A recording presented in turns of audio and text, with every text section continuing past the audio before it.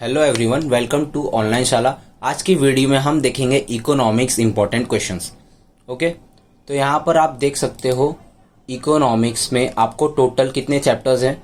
Total आपको 10 chapters हैं। मैं आपको यहाँ पर जूम करके दिखा देता हूँ। देखो यहाँ पर टोटल आपको 10 चैप्टर्स हैं। तो ये देखकर स्टूडेंट्स डर जाते हैं कि हम पास हो पाएंगे या नहीं। तो मैं यहाँ पर आपको इंपॉर्टेंट क्वेश्चंस दूंगा। सबसे पहले तो आपको ये बताऊंगा कि आप इजीली पास हो सकते हो। ओके, तो सबसे पहले हम वीडियो के पार्ट में ये देखेंगे कि आपको कितना पढ़ना है कि आप पास हो जाओ। अब पास होने के बाद हम देखेंगे कि आप कितना पढ़ोगे कि आप अच्छे मार्क्स स्कोर कर सकते हो, 80 above 90 above, that is okay. तो पहला पार्ट हम वीडियो का स्टार्ट करते हैं, how to pass in economics. सबसे पहले आप यहां पर देख सकते हो मैंने लिखा है लर्न ऑल द ऑब्जेक्टिव्स। तो जितने भी ऑब्जेक्टिव्स है आपके एक्सरसाइज में सभी अच्छे से पढ़ो। यहाँ पर क्वेश्चन नंबर 1 में आपको ऑब्जेक्टिव्स आएंगे। यहाँ पर आप देख सकते हो from the following types of sub questions any 4 will be asked. यहाँ पर 8 सब क्वेश्चंस है, इसमें से कोई भी 4 सब क्वेश्चंस के आपको ऑब्जेक्टिव्स आएंगे। एक सब क्वेश्चन होगा 5 मार्क्स का। तो यहाँ पर आपका टोटल हो जाता है 20 मार्क्स। ओके, तो ये बहुत ही मेजर मार्क्स कवर करता है ऑब्जेक्टिव आपका।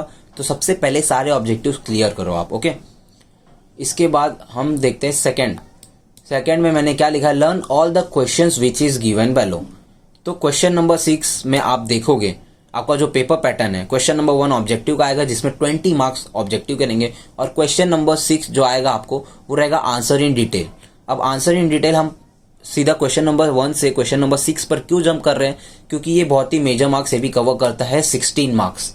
ओके, तो पहले जो हाई मार्क्स का है हम वो पढ़ लेंगे तो ईजिली हम पासिंग तक का तो निकाल लेंगे। तो मैं आपको पहले वो बता रहा हूँ। 16 मार्क्स आपको मिल जाएंगे यहाँ पर अगर आप आंसर इन डिटेल करते हो। तो एक क्वेश्चन रहेगा 8 मार्क का।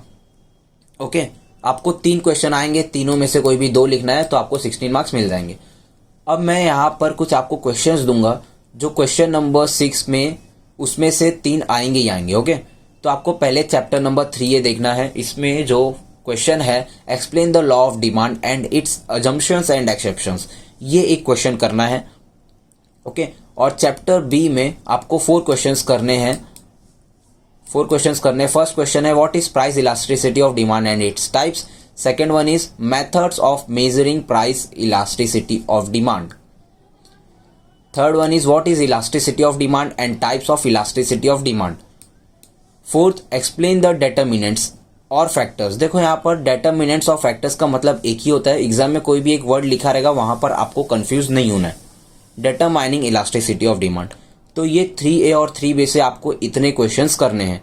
अब मैंने ये चैप्टर क्यों पकड़ा वो उसका भी मैं आपको रीजन बता रहा हूँ। 3A और 3B ये चैप्टर देख सकते हो आप 12 मार्क्स कवर करता है। तो यहाँ पर ज्यादा पॉसिबिलिटी है कि इसमें से ही आंसर इन डिटेल आ सकते हैं। ओके, और इसमें से आते भी हैं। अब यहाँ पर जो और भी हाई वेटेज के चैप्टर्स है वो है 7 और 8। देख सकते हैं आप यहाँ पर 12 मार्क्स का ये भी है। तो इसमें से भी हम आंसर इन डिटेल्स के क्वेश्चन निकालें जो आपको पढ़ना है। ओके, तो चलो वो भी देख लेते हैं। Chapter number 7 and chapter number 8। यहाँ पर फर्स्ट क्वेश्चन चैप्टर नंबर 7 में आप देख सकते हो explain the difficulties involve in the measurement of national income. ये बहुत ही इंपॉर्टेंट क्वेश्चन है और बहुत बार बोर्ड एग्जाम्स में आ चुका है। तो यहाँ पर आपको टोटल 2 डिफिकल्टीज है, एक practical difficulties and theoretical difficulties. वो दोनों भी डिफिकल्टीज आपको अच्छे से पढ़ लेने हैं। And question number 2, explain the methods of measuring national income. यहाँ पर 3 मेथड है। वो मेथड है आउटपुट मेथड एक हो गया, एक इनकम मेथड और एक एक्सपेंडिचर मेथड। यहाँ पर 3 मेथड है, उसमें से कोई भी 2 मेथड आपको 8 मार्क्स के लिए पूछ सकते हैं। तो आपको वो तीनों भी मेथड अच्छे से कर लेने हैं। ओके, अब यहाँ पर चैप्टर नंबर 8 आता है हमारा, जिसमें फर्स्ट क्वेश्चन है explain various reasons for the growth of public expenditure and second one is explain the sources of public revenue.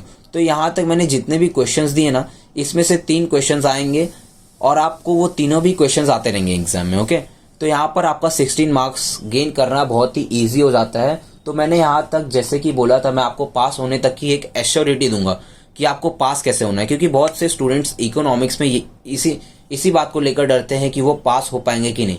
क्योंकि इतने ज़्यादा चैप्टर्स ही हैं इकोनॉमिक्स में। तो मैं आपको यहाँ पर क्लियर कर देता हूँ। देखो आप पास हो चुके हो, आपने इतना पढ़ लिया तो कैसे, वो अब हम देखते हैं। देखो टोटल आपको 100 मार्क्स का पेपर आता है, उसमें से 20 मार्क्स क्या होते हैं, 20 मार्क्स होते हैं इंटरनल जो कॉलेज देते हैं आपको, और 80 मार्क्स आपको मिलते हैं आप जितना लिख कर आए हो उसमें से। तो 20 मार्क्स आपको कॉलेज वाले नहीं भी देते तो मैक्स टू मैक्स 18 हर एक स्टूडेंट को दिया जाता है। फिर भी हम मानकर चलते कि आपको यहाँ पर 15 मार्क्स मिले। ओके, तो यहाँ से आपको 15 मार्क्स मिल गए, हम एज्यूम करके चल रहे हैं ऐसा। ओके, अब क्वेश्चन मैंने आपको पढ़ने बोला था कि क्वेश्चन नंबर 1 आपको पढ़ना है, जो कि ऑब्जेक्टिव्स थे। वो ऑब्जेक्टिव्स आते हैं टोटल 20 मार्क्स के। ओके, तो वो 20 मार्क्स आपने नहीं भी गेन किए, उसमें से 15 तो आप ला ही सकते हो। ओके, 15 + 15 हो जाते हैं 13 मार्क्स। अब यहाँ पर मैंने आपको बोला था आंसर इन डिटेल पढ़ने, जो कि क्वेश्चंस भी आपको नीचे दिए हुए हैं। वो क्वेश्चंस अगर आप पढ़ लेते हो तो आप यहाँ पर 16 मार्क्स ला सकते हो। 16 मार्क्स हम एज्यूम करके चलते हैं आपने 13 मार्क्स लाए। ओके, आपने 13 मार्क्स लाए तो भी टोटल आप करोगे 15 + 15 + 13 तो हो जाते हैं टोटल 43 मार्क्स, और आपका पासिंग मार्क्स होता है 35। तो इस वीडियो में यहाँ तक का जो पार्ट है ना, मेरे को आपको ये एश्योरिटी देनी थी कि आप पास हो सकते हो इजिली इकोनॉमिक्स में। ओके, अब आपको इतना कॉन्फिडेंस आ चुका रहेगा कि मैं इजिली पास हो सकता हूँ इकोनॉमिक्स में। अब हमें सिर्फ पास ही नहीं होना है, हमें अच्छे मार्क्स स्कोर करने। तो वो अच्छे मार्क्स स्कोर करने के लिए क्या क्राइटेरिया है वो भी मैं आपको आगे बताने वाला हूँ। तो वीडियो पूरा डिटेल में एंड तक देखिए। ये था हमारा पासिंग मार्क्स तक का। अब आपको अच्छे मार्क्स स्कोर करने हैं तो आपको ये सभी क्वेश्चंस पढ़ने हैं। Learn these questions to score good marks in economics. Chapter number 1 में हम देख लेते हैं define micro economics, macro economics. अब यहाँ पर अगर आप इसका डेफिनेशन पढ़ लेते हो, मीनिंग डेफिनेशन, तो यहाँ पर आपको एक बेनिफिट हो जाता है कि डिफरेंस बिटवीन भी आया माइक्रो एंड मैक्रो इकोनॉमिक्स का, तो आप इजिली लिख सकते हो। ओके, अब क्वेश्चन नंबर 2 है explain the feature and scope of micro and macro economics. देखो ये भी बहुत इंपॉर्टेंट है, फीचर नहीं तो स्कोप माइक्रो और मैक्रो इकोनॉमिक का आने ही आने वाला है। ओके, तो ये आप अच्छे से पढ़ लेना, और बहुत ही ईजी क्वेश्चन है। इसका अगर आपको आंसर का एक्सप्लेनेशन चाहिए ये क्वेश्चन का, तो आपको डिस्क्रिप्शन में लिंक मिल जाएगी, उसमें मैंने एक्सप्लेन किया हूँ, वहां पर आप जाके देख सकते हो। अब जो चैप्टर नंबर 1 है ना, उसमें से डिफरेंस बिटवीन आते ही आते हैं। तो यहाँ पर चैप्टर नंबर 1 में जितनी डिफरेंस बिटवीन बनने की पॉसिबिलिटीज है वो मैंने लिख दिया हूँ यहाँ पर। एक है माइक्रो एंड मैक्रो इकोनॉमिक्स, और second one is slicing method and lumping method, third one is partial equilibrium and general equilibrium. अब देखो डिफरेंस बिटवीन आता है 2 या 3 मार्क्स के आते हैं डिफरेंस बिटवीन एक क्वेश्चन। तो यहाँ पर मैं आपको बता दूं, आपको ओवर राइटिंग नहीं करनी है। अगर 2 मार्क्स का पूछा गया है तो आपको 3 पॉइंट्स लिखने हैं, और अगर आपको आंसर इन डिटेल का मैं एग्जांपल ले लेता हूं, वहां पर एक क्वेश्चन 8 मार्क का था, तो वहां पर आप मैक्स टू मैक्स 9 पॉइंट्स ही लिखिए। अगर आप ओवर राइट करने जाओगे तो आपका पेपर छूट सकता है, क्योंकि इकोनॉमिक्स का जो पेपर होता है ना वो बहुत ही लेंथी होता है। तो आपको कम से कम टाइम में सारा क्वेश्चंस लिखकर कवर कर कर हटाना है आपको। Okay, chapter number 2 define features and types of utility. ये भी बहुत ही इंपॉर्टेंट है। फीचर्स या टाइप्स में से एक आएगा ही आएगा आपको यूटिलिटी का, वो आप अच्छे से पढ़ लेना। And second one is state law of DMU, diminishing marginal utility, with the assumptions and exceptions. ये भी आप पढ़ लेना। ये अजम्पशन एंड एक्सेप्शंस इसके इतने इंपॉर्टेंट तो नहीं है, बट फिर भी आप पढ़ लेना क्योंकि बहुत ही ईजी है ये answer. Okay, chapter number 3 chapter number 3 में आपको क्या क्या पढ़ना है। What is demand and explain types of demand, features of demand. ये टाइप्स और फीचर्स में से एक आ सकता है। और स्टेट द लॉ, आप यहां पर देख सकते हो, state the law of demand with assumption and exceptions, ये भी पढ़ लेना। ये तो मैंने आपको आंसर इन डिटेल में ही दे दिया, तो ये आपका ऑलरेडी हो चुका रहेगा। ओके, इसके बाद आपको पढ़ना है short notes on variation in demand and changes in demand. अब ये पढ़ने का आपका बेनिफिट यहाँ पर एक और है कि आपका जो डिफरेंस बिटवीन है ना variation in demand and changes in demand, वो भी कवर हो जाता है अगर आप ये पढ़ोगे तो। Explain the concepts demand, demand schedule, individual demand schedule and market demand schedule. Learn at least 3 points. देखो यहाँ पर आपको दिख रहा रहेंगे बहुत सारे क्वेश्चंस लिखे हुए हैं, तो ये बहुत सारे नहीं है, इसमें सिर्फ आपको 3 पॉइंट्स ही पढ़ने हैं। डिमांड क्या होता है, डिमांड शेड्यूल क्या होता है, इंडिविजुअल डिमांड शेड्यूल क्या होता है, मार्केट डिमांड शेड्यूल क्या होता है, अब ये सब अगर आप पढ़ लेते हो तो आप डिफरेंस बिटवीन भी आप इजीली लिख सकते हो। अगर इसके बेस पे कोई क्वेश्चन भी आ गया तो आप वो भी इजीली लिख सकते हो। ओके, अब यहाँ पर डिफरेंस बिटवीन हम देख लेते हैं, क्योंकि थर्ड ए जो चैप्टर है वहां से भी डिफरेंस बिटवीन पूछे जाते हैं।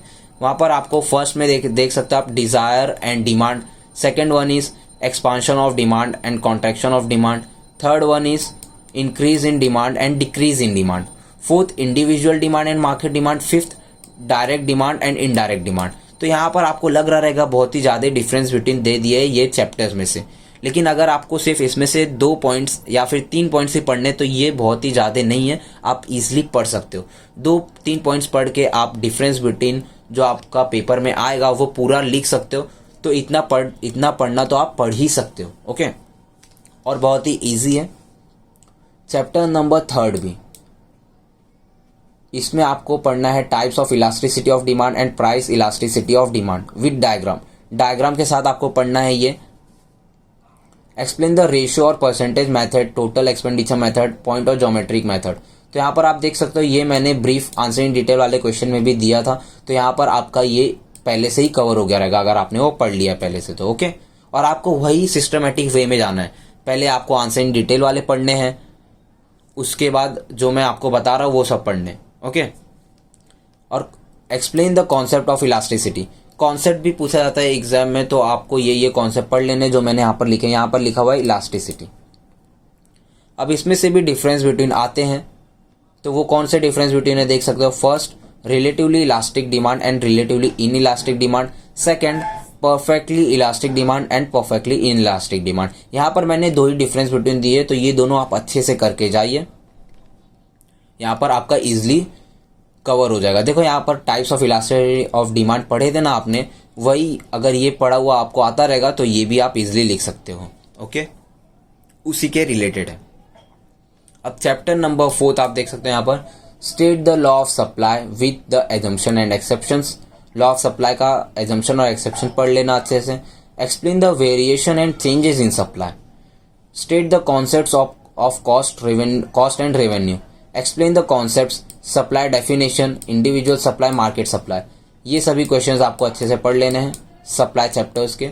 और सप्लाई चैप्टर्स में से ना डिफरेंस बिटवीन एक ना एक तो आता ही आता है, तो इसके डिफरेंस बिटवीन आप इग्नोर मत कीजिए। यहाँ पर आपको देख के लग सकता है 9 बहुत ही ज़्यादा डिफरेंस बिटवीन हो गए हैं, लेकिन इसमें से एक आएगा ही आएगा। तो कौन सा आएगा ये आप किसी को भी नहीं पता है, तो इसलिए मैंने क्या किया, बस मुझे ये पता था कि ये चैप्टर से आ सकते हैं डिफरेंस बिटवीन, तो मैंने वो चैप्टर्स के एक्सरसाइज में जो डिफरेंस बिटवीन है ना वही नहीं दिए। मैंने वो चैप्टर्स के जो थ्योरी है उसमें कितने डिफरेंस बिटवीन बनने की पॉसिबिलिटीज है मैंने वो सभी लिख दिए, तो इसमें से ही आएगा डिफरेंस बिटवीन। ओके, अगर सप्लाई चैप्टर से आया तो इसमें से ही आएगा, इसके कोई बाहर से नहीं आएगा। तो इसलिए ये सभी डिफरेंस बिटवीन आप अच्छे से पढ़ लेना। और 3 ही पॉइंट्स है, मैं हर बार बोलूंगा डिफरेंस बिटवीन को इग्नोर मत कीजिए, क्योंकि 3 ही पॉइंट्स पढ़ना है आपको, और ज़्यादा लेंदी पॉइंट्स पढ़ने की ज़रूरत नहीं है, 1 लाइन के पॉइंट्स होंगे तो भी चलेगा। अब चैप्टर नंबर 5 आप यहाँ पर देख सकते हो, define market and state the classification of market. Second one is perfect competition क्या होता है, इम्परफेक्ट कंपटीशन क्या होता है, मोनोपोली, ओलिगोपोली, मोनोपोलिस्टिक कंपटीशन। ये सभी आप कॉन्सेप्ट अच्छे से समझ लो, ये सभी के आंसर्स पढ़ लो। ओके, तो यहाँ तक चैप्टर 5 आपका खत्म होता है। और मैं आपको बता दूं, अगर यहाँ तक आपने पढ़ लिया है जितना मैंने बताया आपको, learn all the objectives and answer in detail questions, और ये जो जितने भी क्वेश्चंस थे 5 चैप्टर्स तक, तो यहाँ पर आपने 70 मार्क्स तक ईजिली पढ़ लिया। ओके, 70 मार्क्स तक आपका ईजिली आ जाएगा, इतना आप पढ़ोगे तो। अब बाकी के जो मार्क्स है वो आपको चैप्टर नंबर 6, 7 से आ जाएंगे। तो यहाँ तक मैं आपको बताऊँ 70 to 75 ईजिली आपका कवर हो चुका है। तो चैप्टर नंबर 6 है, यहाँ पर चैप्टर नंबर 7 है जिसमें 3 क्वेश्चंस है, चैप्टर नंबर 6 में 2 क्वेश्चंस है, चैप्टर नंबर 8 में 3 क्वेश्चंस है, चैप्टर नंबर 9 में भी कुछ क्वेश्चंस है, और चैप्टर नंबर 10 में भी। तो मैं ये सबको रीड आउट करते रहूँगा तो बहुत ही टाइम हो जाएगा, ये वीडियो लेंदी बन जाएगी। ओके, और आपका एग्जाम्स भी नज़दीक है, तो मैं यही वीडियो एंड कर रहा हूँ। यहाँ तक मेरा बनाने का मोटिव ये था कि आपको कैसे अच्छे मार्क्स आ जाएंगे आपको पेपर में। ओके, और ये सभी क्वेश्चंस की लिस्ट आपको चाहिए, मैं आपको टेलीग्राम चैनल में ये PDF डालने वाला। ओके, तो अगर आप टेलीग्राम चैनल में ज्वाइन नहीं हो तो अभी ज्वाइन हो जाओ। आपको क्या करना है, डिस्क्रिप्शन में लिंक मिल जाएगी टेलीग्राम चैनल ऑफ कॉमर्स की, वहां पर जाकर आप ज्वाइन हो सकते हो। अगर आप साइंस स्टूडेंट हो तो टेलीग्राम लिंक मिल जाएगी, वहां पर साइंस नाम लिखा रहेगा, वहां पर वो साइंस के लिए भी आप ज्वाइन हो सकते हो। ओके, क्योंकि इकोनॉमिक जो है वो साइंस और कॉमर्स के स्टूडेंट्स दोनों लेते हैं, तो मैं दोनों भी ग्रुप में ये सेंड करने वाला हूँ ये PDF। ओके, तो यही तक था हमारा वीडियो। आई होप आपको वीडियो पसंद आया होगा और आपके एग्जाम्स के लिए एंड ऑल द बेस्ट। तो मिलते हैं हमारे नेक्स्ट वीडियो में। Don't forget to like, subscribe and share.